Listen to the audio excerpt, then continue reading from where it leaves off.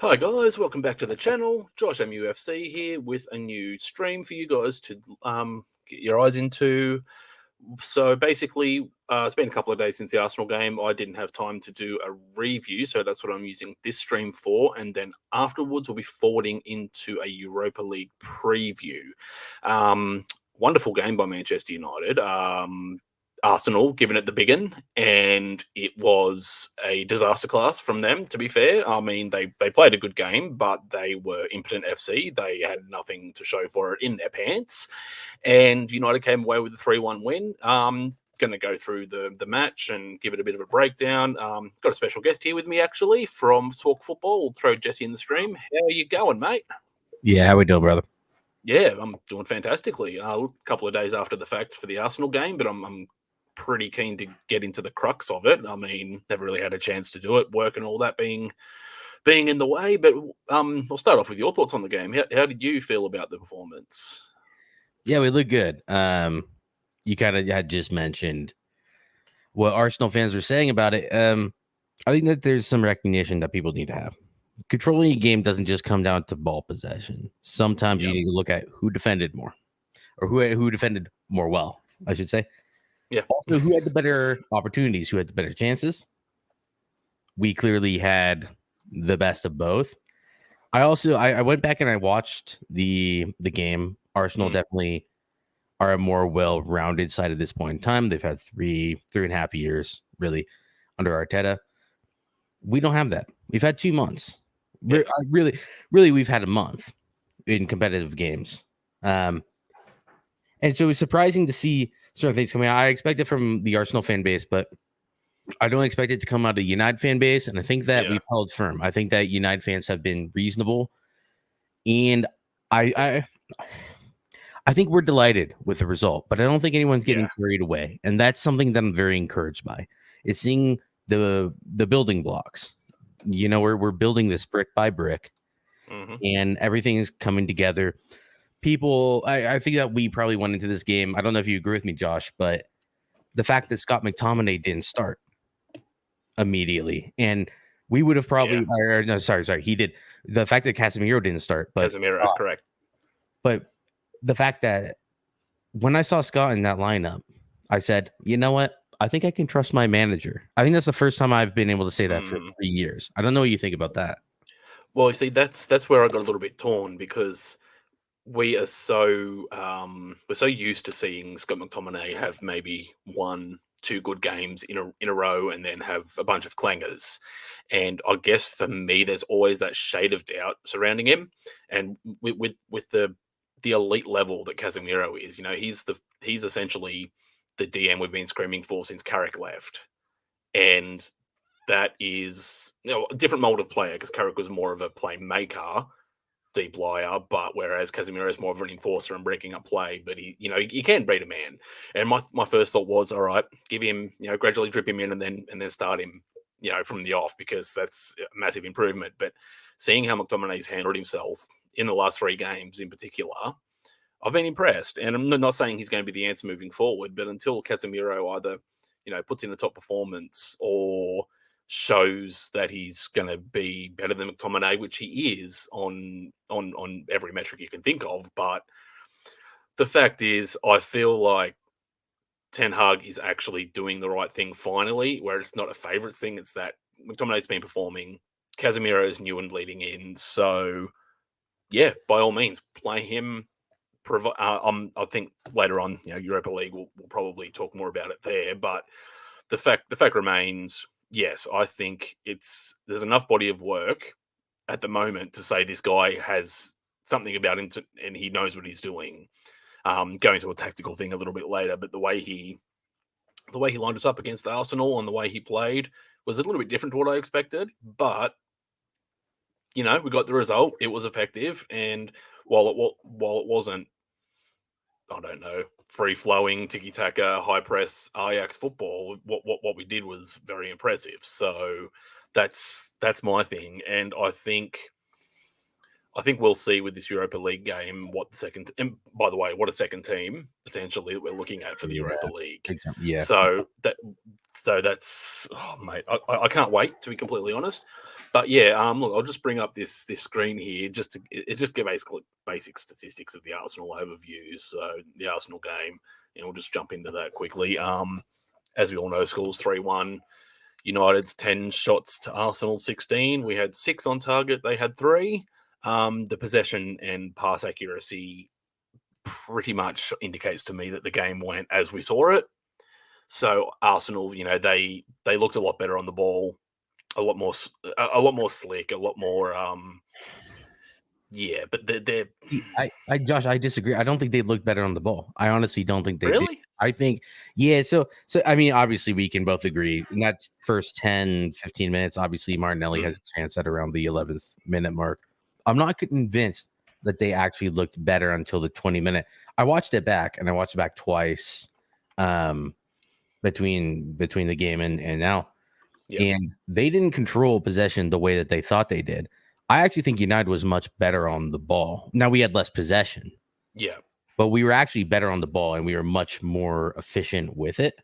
Like the efficacy of what we were doing was a lot better. And a lot of that comes down to Eriksen. What a godsend, by the way. Honestly, oh my God. I don't know how he's still going. I mean, for me, it's, I guess, aesthetically pleasing. So the eye test, Arsenal looked good when they were passing and moving. I mean, you are right. What we did with the small amount of possession we did was far more effective than what Arsenal did. But we also gave Arsenal a lot of possession, a lot of time to do what they wanted. Yeah. By sort of mid to low blocking a lot of the time, because they came with a game plan to try and come at us, which was honestly the complete wrong move to do when you have a potent attacking force and the counter attack that United do. Just because we've been shit doesn't mean we're not still lethal on the counter. And I feel like Ten Hag sort of compromised his tactics a little bit to go, well, we know how he's going to play, and they played right into our hands. And that's where I feel the most effective method was. And the game got pretty physical and a little bit niggly. A couple of contentious VAR things. I think the Martinelli one was spot on. The questions over the McTominay push and the Jesus stomping at Lissandro, even though Lissandro started a little beef there. But I mean, I was happy with the performance, and when we finally strung some passes together and we look good. I mean, there's a lot of hot potato towards the back end of the game there.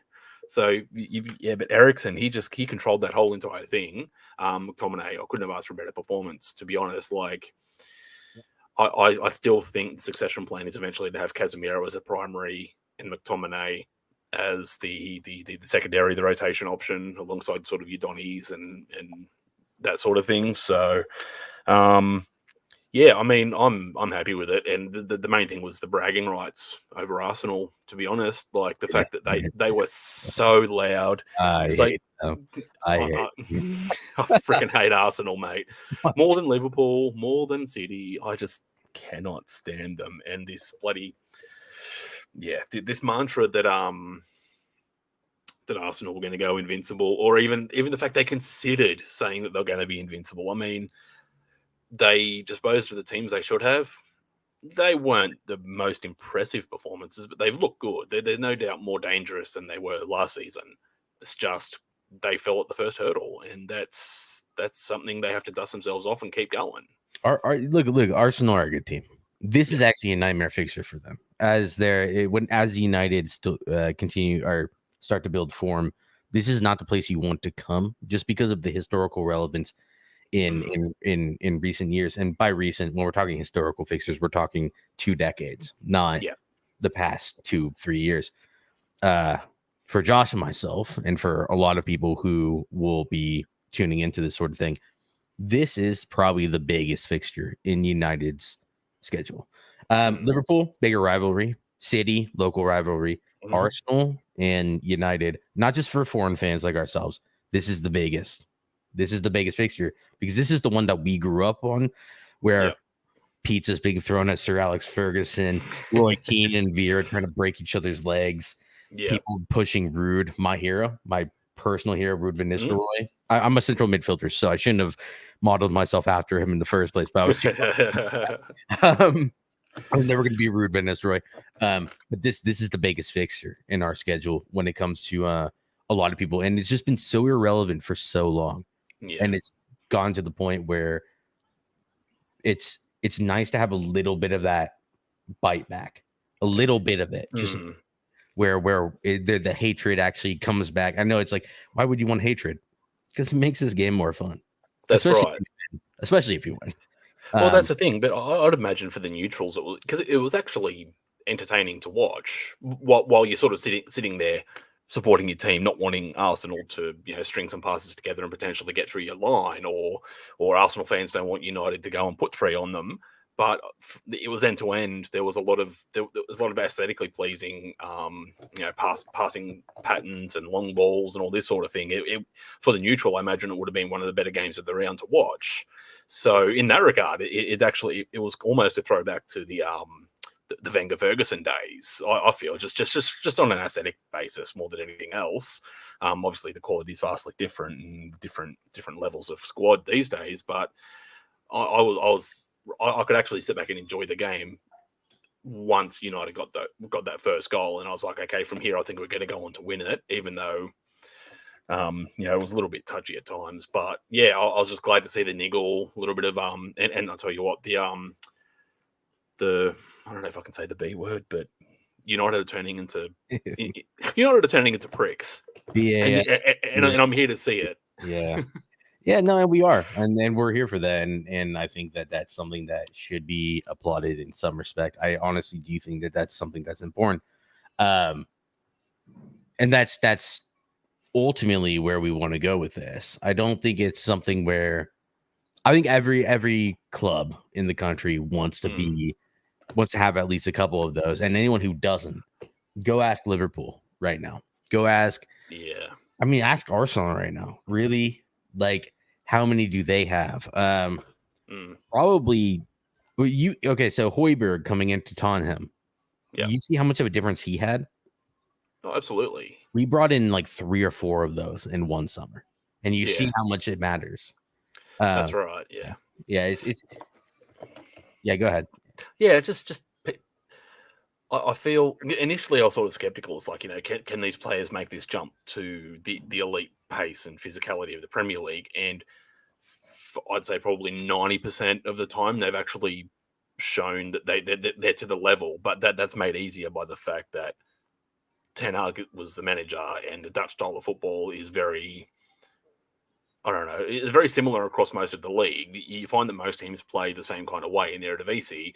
So Anthony knows his role. Lissandro and Malacia know their roles. Ericsson is partial to it. He knows roughly what the style of play is coming through Ajax, the academy there, and even training with Ten Hag as recently as last January before he came to Brentford. So it's one of those things. Like there's a good spine there. What we spoke about it previously in one of the last streams, and the fact that they can all he's lined it up so the ball can be progressed and have everyone else using their strengths off that spine that Ten Hag's now sort of got. Now, if everyone can marry in and everyone can adapt, a good view of that theory would be how they go in the Europa League against Sociedad, and I feel that's going to be a good telling point, because we've pretty much only seen the same team for every Premier League match now, so there's not been a lot of variation. Anthony, I'm really happy that this guy finally, he finally came in. He doesn't have the pressure of trying to go, 2-3 games and having the pressure to score on him, a la Sancho, a la whoever else that's sort of come in. So I was happy for the lad, and man, he gave it to it. He definitely wants to be here. He definitely wants to be with Ten Hag, and we knew that from him pushing out of Ajax. So yeah, I mean, it wasn't a scintillating debut by any stretch over the entire match. He looked good. A couple of little samba moves on the edge of the box there, and he sprayed one over the bar. But yeah, that finish, mate, that was cold. I loved it. Yeah, people are reaching because I think that those little step overs that Cristiano used to do, all that. Yeah, I'm not a massive fan of those. Like, there's really no reason to do them. Feel free to do them. That it just shows us his confidence. That's really all there is. He'll mature over time. No, it doesn't do anything, but I just love the fact that he did them 45 seconds before he scored his debut goal. Yeah, Yeah, exactly. like that was the best part. It was every clip you see is he hasn't done a single thing this game. I don't understand why United bought him 100 million euros. Look at those step overs, the little flicky thing rotating your ankle around the ball like you're doing 1 million step overs a second, Yeah, and then yeah. passes it back, and then he Yeah. bangs. And you know what the best part about that goal was, Josh? Was United only scored counterattacking goals. Did they? Did they really? Because if you actually watch that phase of play, we were in their third. We Mhm. passed it back. We rotated around, brought it back, passed it back, went to De Gea. All 11 of our players touched the ball, and Yeah. then Ericsson plays that electric Oh, electric ball. electric ball to Bruno off his Yep. weaker foot. By the way, Yes. Ericsson played it off his right Mhm. to Bruno. Bruno gets taken down because he takes a heavy touch. Yep. We'll ignore that, kind of. Sancho picks it up straight into Rashford. Rashford sees it, plays the ball through Anthony Sort. Like everything about that breakaway, it Mhm. was that counterattacking football? That's not counterattacking football. That's No. you thinking that like it's two equal teams going at it and you just getting sliced open. That's what it was. Exactly. Like And that was the probably the most relieving thing for me because Rashford actually had that vision, knowing that Anthony was unmarked out there. So normally he might have just, Rashford of old or even Rashford of 2 games ago might have seen, okay, well, I've got a small gap here. I might try and, might try and put it at the keeper or try and take a shot. But the fact that, he was out wide, yards of space, like there was no one marking him. And the fact that ball from Ericsson to Bruno and blah, blah, blah, Rashford, he actually held that ball and was like, you know what, you take this. And that probably pleased me equally as much as the Anthony goal did because Rashford can be very selfish, but it looks like he's sort of taking all he needed was that split second to have a look up, and there he was. And yeah, but that was a team goal really, and because normally when you have United bloody counter attacking, you saw it with Ollie Ball with Dan James, Rashford, Martial. It was usually bypassing the high press with maybe a mid the backs of the midfield and then a ping ball, and they'll just beat them for pace. But this one was actually well worked, and the fact that 2 players closed in on Rashford, that was just like, oh mate, you couldn't have written it any better. Put it away beautifully. So yeah, and like the one thing I do want to point out, no one's pointed out. I've been found a single stream I've watched. I've watched a lot of content, obviously. The way that Sancho passes it to Rashford, he obviously says something. I'm sure Sancho says something. He on the half turn, he takes the ball in the half turn. It's one touch and then the pass through. yeah, exactly. He doesn't take 2 touches and passes it through. He takes it on the half turn, rolls it around, and then just knows Anthony's going to be there. Zinchenko's coming in. What a mistake, by the way, from Zinchenko. But Oh yeah. we'll forgive it because our We boy got won. his debut goal. That's right. And you can't ask for anything better. And I was, yeah, like I said, I'm really pleased for him. I mean, because the pressure. See, I didn't even think there was pressure on him. I mean, it's just the price tag is what the price tag is, but the rivals are going to run with it. They always do. But I mean, he's not really even there to be a prolific goal scorer either. He's there to sort of create, pass balls back into people running into the box. He'll pick up maybe. I'd be happy if he gets 5 to 10 goals and then maybe 5 to 10 assists. That's sort of the metric that I'm looking at him. Not a 100 million pound or 100 million euro return, but he's going to provide so much more than just statistics, like energy, pace, knowing the system, and I feel this kid's going to do some special things. Well, And yeah, we had this conversation, didn't we, Josh? And it was, I think it was with Dan and for anyone who knows Dan, myself, and Josh, obviously you can catch us on Talk Football. But talk no, football. it was just one of those where people like to pretend like, well, he doesn't have the statistics. In Eredivisie, well, his numbers are going to drop in the Premier League. Don't really Mhm. care. What Anthony has done throughout his career is he drives his team up the field. Like that's Yes. his sole purpose. Now, yes, he needs to improve on his numbers, but what did he do for the Delo cross that Ericsson nearly banged on? When he takes Zinchenko and maybe Martinelli or a midfielder to the byline, and he does the little Oh yeah. between the both of them, and then Yeah, Delo yeah, crosses in. It was in like the 3rd minute or like 8th minute. I don't know, but yeah. that's what he does. What he does is he gets the ball on the halfway line, takes a touch, and just moves. He brings you into their final third. That's what I want to see from him. People are such stat merchants now. I watch the game differently from a lot of people, and as I'm Yeah. sure you do, and Mm. it's just I don't like to see that. I don't like to see people saying, "Well, if he doesn't score 15 goals and get 10 assists this season, is a failure." It's like people don't see what Sancho does. Sancho's incredibly tidy on the ball. Yeah. This is disappointing. It really bugs me because then we're stuck there defending, whether we're on YouTube or in a chat, we're Yeah. defending these players, but we're like, why are we even defending them? You know how much quality they have. But yeah. Yeah, but because it's not there in numbers in black and white. Yeah. These people use these metrics to determine whether it's a flop. But you can like it's fairly easy to sort of simplify it. So if you're a striker, a centre forward, inside forward, or winger, your metrics are usually measured goals and assists and cross accuracy. Let's just say. So if you've got say 20 to 25% finishing and maybe a 30 to 40% crossing accuracy where it finds a person, you're usually doing pretty well, and the other metrics will follow.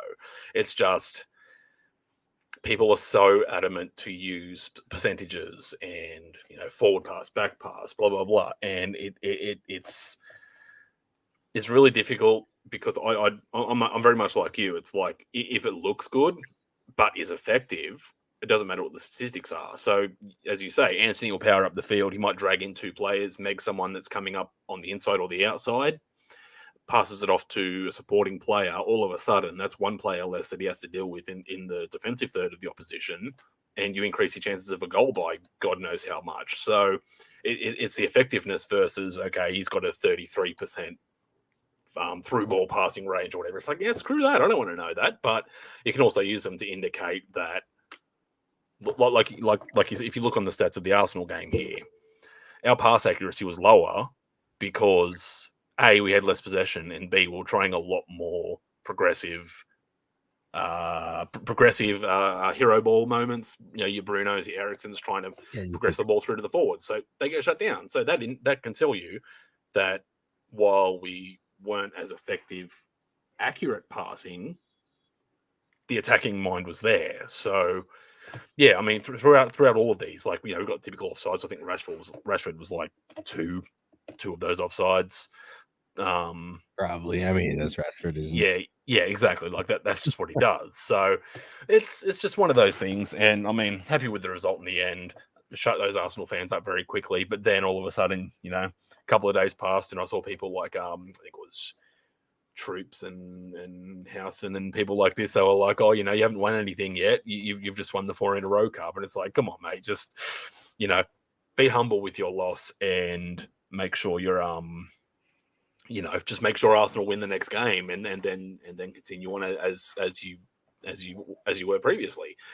So yeah, look, I'll leave that. I'm going to move on to the Sociedad details preview segment.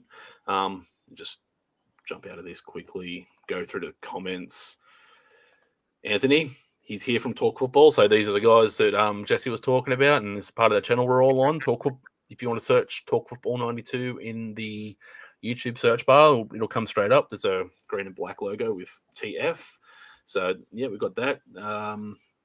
Anthony trusts Ten Hag, even though he's not your club though. Maybe Chelsea should go for him. He's being dubious because now he's got Graham Potter as his manager. So yeah, that's exactly what that is. All managers that aren't that aren't his. Arsenal sucked. Yeah, I mean, look, they played okay. I thought they looked good on the ball, but again, it was that Mandem thing like Palace. It was easy on the eye, but there was no end product. Yeah, the one thing I won't have people say about Arsenal, I'll give them credit where credit is due. I do have respect for the club, not so much their fans, but I do have respect for the club. They are a good team right now. They just they're besides their starting 11, it's tragic. It's tragic. Like it's really actually bad. Like if they get a couple more injuries, if Saka gets injured, they're going to be playing Vieira on the right, and then they're going to be playing Zinchenko in Xhaka's position in a month. Watch, like it's yeah. Hey, hey, what The just hand, happened to you, Josh? Did you just it's the hand from beyond. There's the. I just had to sit down because the reach around was happening. Oh, no.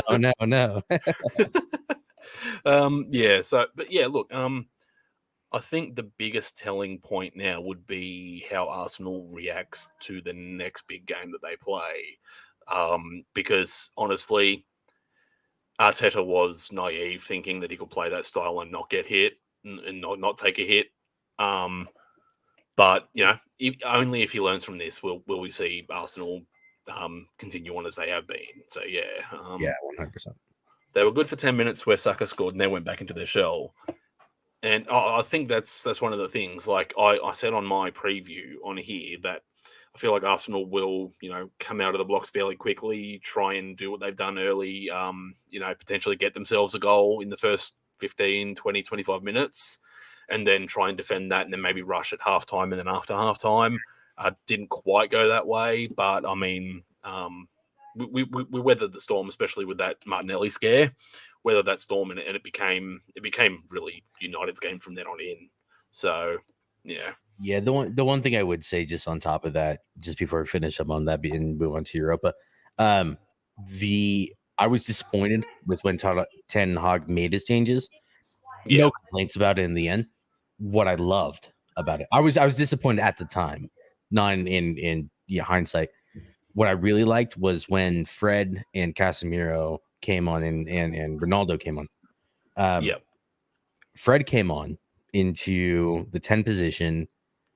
And basically, he came on as the furthest of the three, and then Scott McTominay was yelling at him, "Hey, am I pushing into the furthest most position?" And he said, "No. Like Ten Hag told me, I'm playing here. I'm playing up high."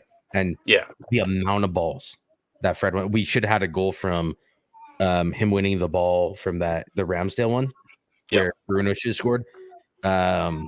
From the one he should have been more accurate with on his stronger foot to Ronaldo. Yes.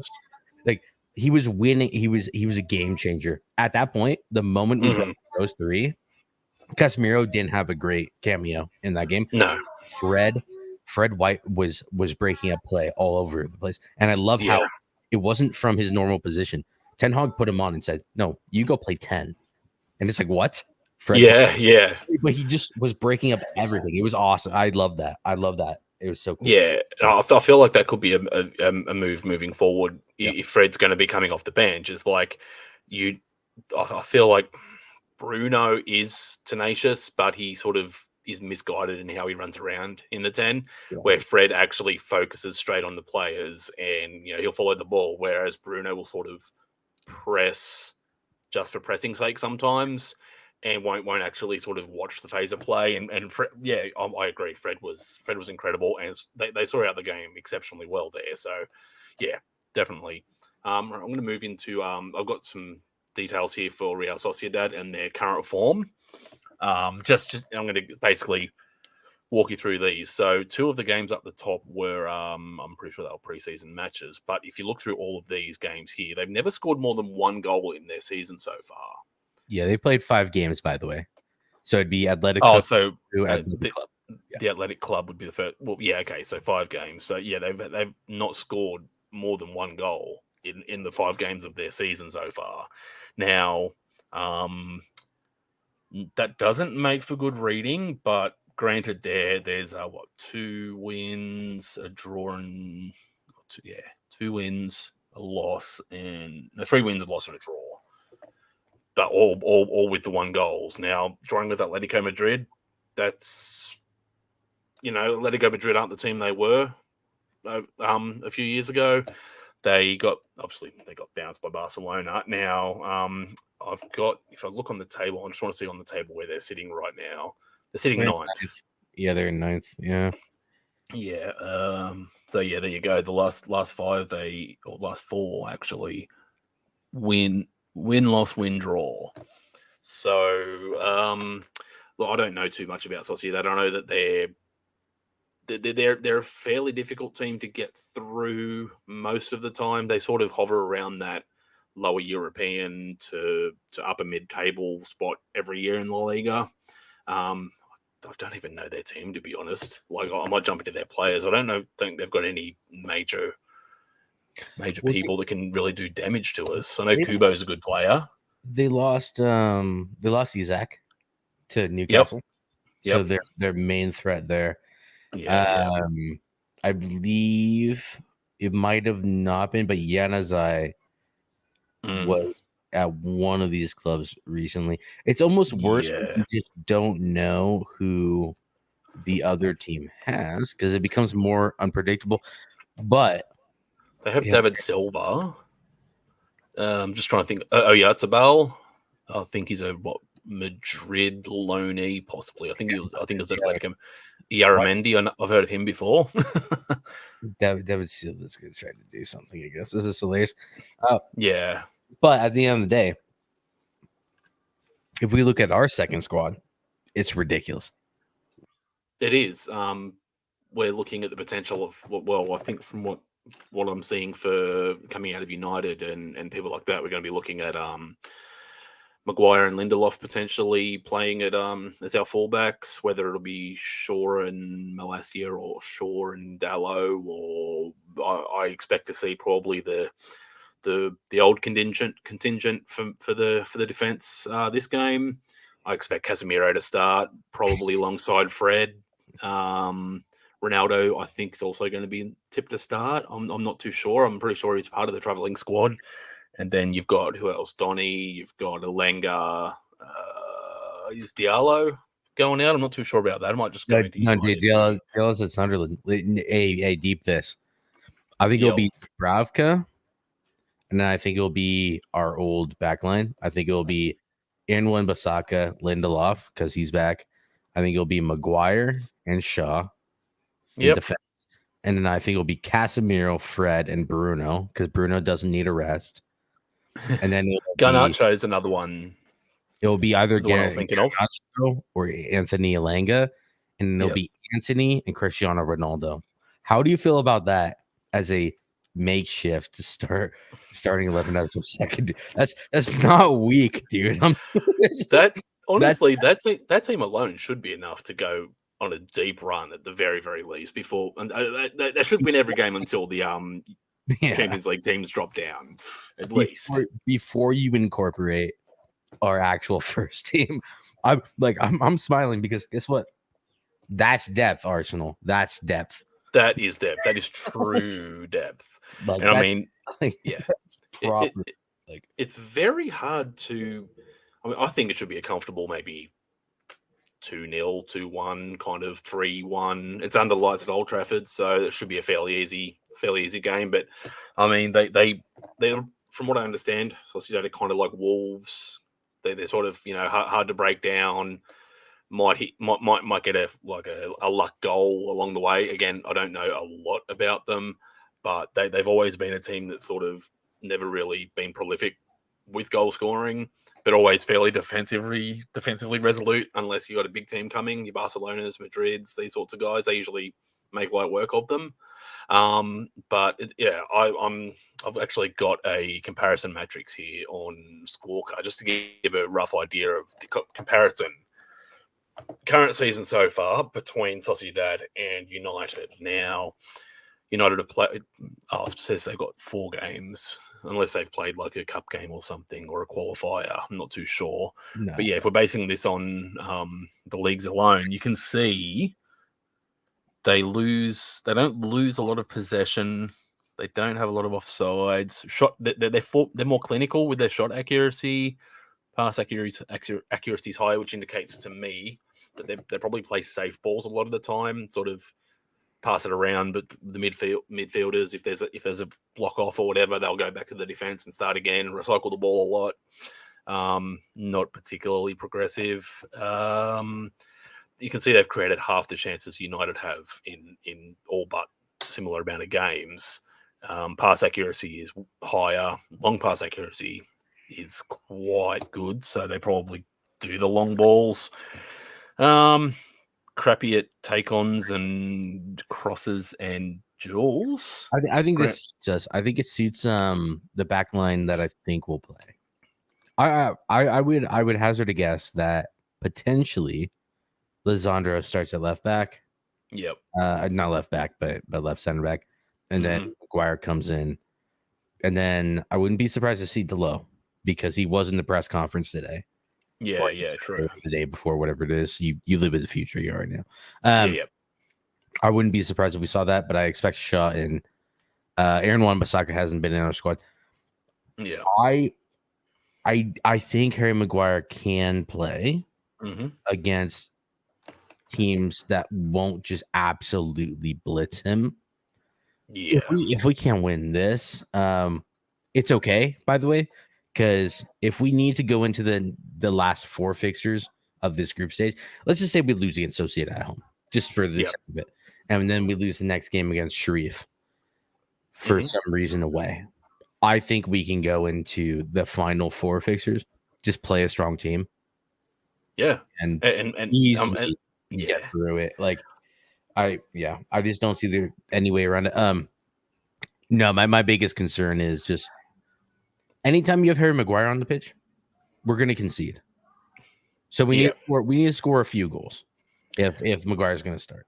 But that's also the other side of things. Like if Casemiro is starting, I think we can keep a clean sheet, to be completely honest with you. I think Harry Maguire is like if you had to like lay out like stats, Casemiro in your midfield is like a +10, which is like the highest rating you can have. And I think Maguire is god tier. I think he's a plus. he's a -12. I honestly, God, I think he's just so bad at football that he negates any god tier player you could have in your team. So we're basically going to be a flat 0 on our or -1 or 2 on our efficiency. Yeah, no matter what. Yeah, but I don't know. I mean, it could be a case where on a I don't know, defensive side of things, we sort of go high line back 3, Casemiro sliding between, or it might just be a fact that we'll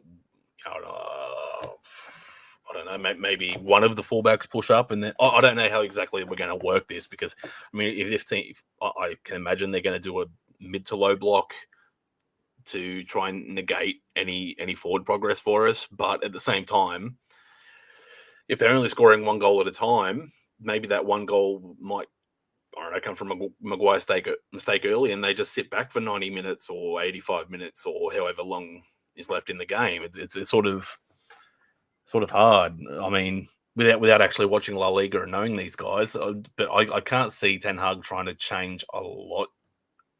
Probably similar tactics he'd employ against Arsenal, or slightly more progressive. I just don't. Yeah, I just don't see it being too much of a surprise. Yes, darling. Maybe later. No, I think honestly, I think we'll be fine. I just think it's the fact that we have questionable replacements at center back is worrying, but I'm more concerned about not resting our center backs than I am about bringing in players in a competition that we should be able to comfortably navigate. Like I don't want to see Varane in this. I barely want to see Lisandro, because I want our backline to stay the way it is, because it's so settled and it's so good. And I don't want to see, look, these other, if these guys can't get up now to fight for their places in the England squad, then I mean, Gareth Southgate can do whatever he wants, but Manchester United should have other opinions. And that's the thing. Like you spot on with that. Like they have, I think, one international break before the World Cup, and that will be basic, or maybe 2. But they'll be finalising the squads for the World Cup using these breaks.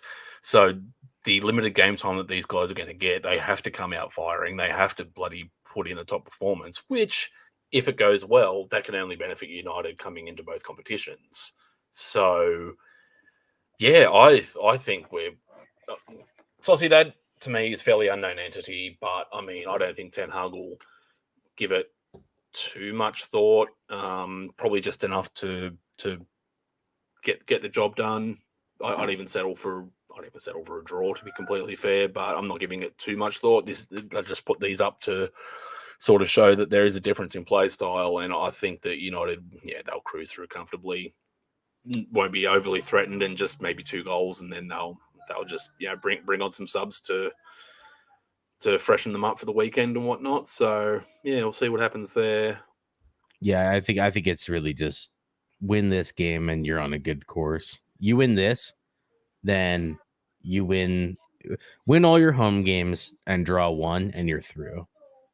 Easily win 4 and then you move through fourth in your group. I swear to God, if my neighbor keeps doing deadlifts, I'm going to throw a fit. Anyways, are you in an apartment? Are you? Yeah, it's like a 4-plex, so it's like 4 different, not studios, like apartments. Right. But no, it's just annoying, dude. It's 10 o'clock at night, man. You can't be doing exercises, boxing against your. It's 10 o'clock at night, man. Like if I'm loud, then come down and talk to me as a man. But yeah, anyways, yeah, exactly. I think it's just one of those things. We just win 4 games. Yeah, this is a good place to start. If we win this, Sharif might put up a fight depending on who we play, but we just have to hope for the first time in a long time that our second string squad actually they actually look like a team. And I think with Casemiro, Bruno's probably going to be there. Anthony, Cristiano Ronaldo, Alenga, who will always put in shift. Shaw, as long as Shaw, Maguire, Lindelof, and then probably Delo move on down tools. As long as those 3 on the left, moving from the right to left hand side, don't down tools, we'll be fine. Yeah, and that's again, it's their game, it's their position to hold on to. It'll probably be the same team. I can't see a loss coming in this group, to be honest. Sharif could do a madness again, like they did with Real Madrid last year in the Champions League. But I mean, I think we should win all the home games. The group isn't overly difficult. Nothing there that I could really say is going to surprise me, barring a Maguire madness. That's the only really gaping hole I can see in the defensive line. The midfield and forward is stacked as a second string. Like, it's actually ridiculous, isn't it? I know. Ridiculous. Yeah. I was looking at it. I've been looking at it, and I was just like, during that Arsenal game, they were on Vieira, Smith Rowe. Smith Rowe got injured during the warm down. That's funny. And I can't help but laugh. No, like not funny for his sake. Obviously we don't. We wish the best for him. Like he's a good kid, I'm sure. And we would love to be in his position at his age. It's amazing what he's able to do for himself. But no, the fact that you can hey, we're trying to wind down a game. Let's just go ahead and bring on Cristiano. Yep. What was his face? Casemiro and Fred. 9 Champions League trophies. We're bringing that on to try to calm down the game. It's and people can laugh and be like, well, they're not who they used to be. Guess what? That's pretty good. So yeah, and especially at the level, especially if they're starting Europa League. If I was Sociedad, I'd be like, oh no, these Madrid guys again. yeah, back.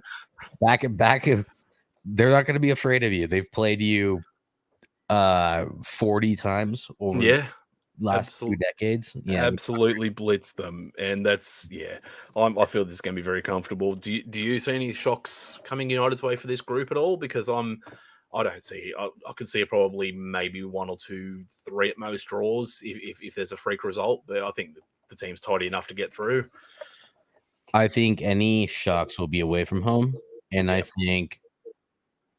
don't think. Yeah, no, I don't see shocks. I see eye openers, which are just like, oh, okay, now we have to play a stronger team than next week. I'm just not confident in our defense. I think our defense hasn't played enough together. So yeah, that's reasonable. Yeah. Well, guess what? That's it for me. I just wanted to do a 45-minute thing. I've got school pickups and whatnot. It's 2 p.m. here, so 3 p.m.'s rolling around quicker than I expected. So yeah, I'm going to leave it there, everyone. Thank you for joining. If you like what you see, don't forget, drop a like, share, subscribe. I'm on Talk Football with Jesse here. Anthony was in the comments. We also have Dan. The four of us have shows all over the place, different times of day, different parts of the world. So, yeah, head over there, YouTube search bar, Talk Football 92. If you go Talk Football, there's like 800 of them on YouTube. So, yeah, shows usually 4 or 5 times a week. Yep, and don't forget to leave some love here in the playback. I'll come back and check out what do you guys think the score's going to be for United. Oh, by the way, quick prediction, Jess. What do you think the score's going to be against Sociedad? 4-0, but Maguire's playing, so 4-1. The token goal against Maguire. Yep, no worries. I think it'll be 2-1, 3-1, something like that. I think it'll be a cautious game. Yep. But anyway, thanks for joining, guys. Catch you all later. And yeah, Glazers out.